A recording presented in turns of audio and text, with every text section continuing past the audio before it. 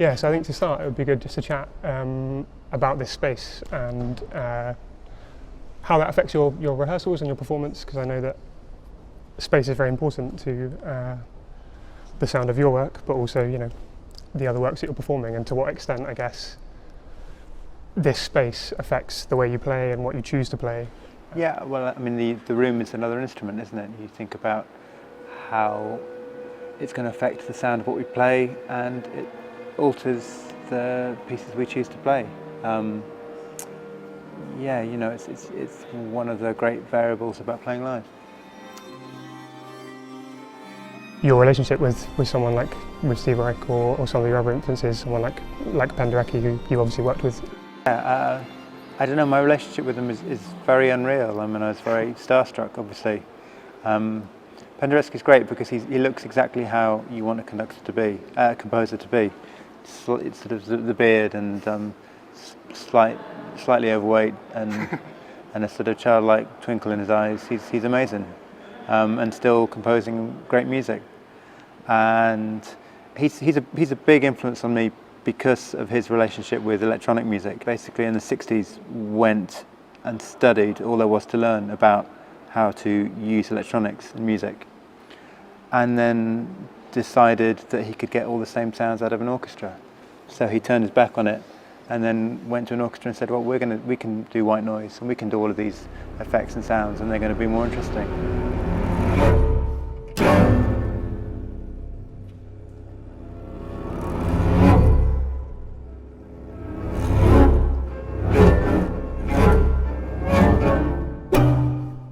You know, a lot of things I try and do are trying to emulate, you know, laptop effects and electronics today.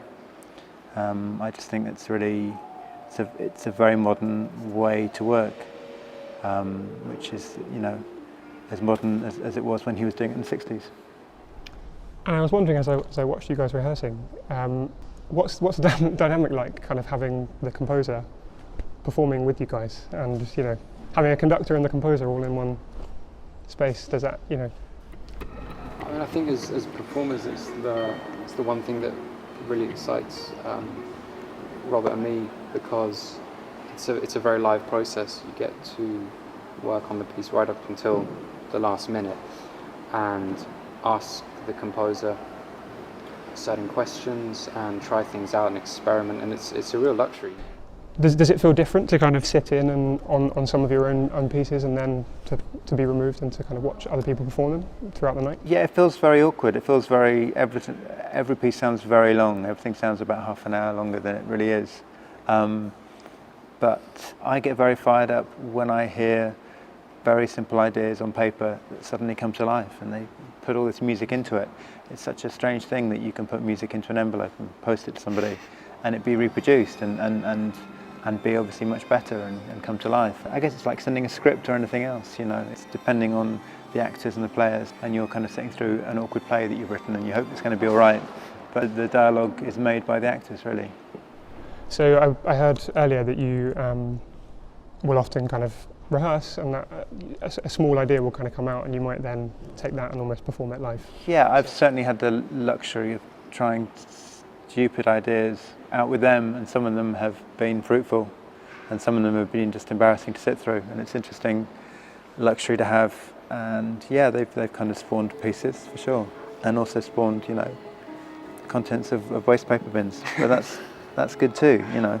Yeah, it's just exciting. It's just I'm used to so much music that begins with a push of a button and just is reliably going to sound like the last time you press that button, and that's fine and can be great if there's, you know, good recorded music.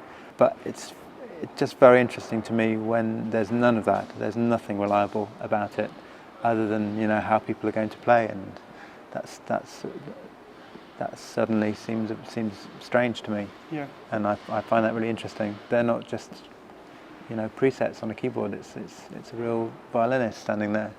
You know, it's amazing, and the sounds that they can make with their instruments, you know, are worth hearing.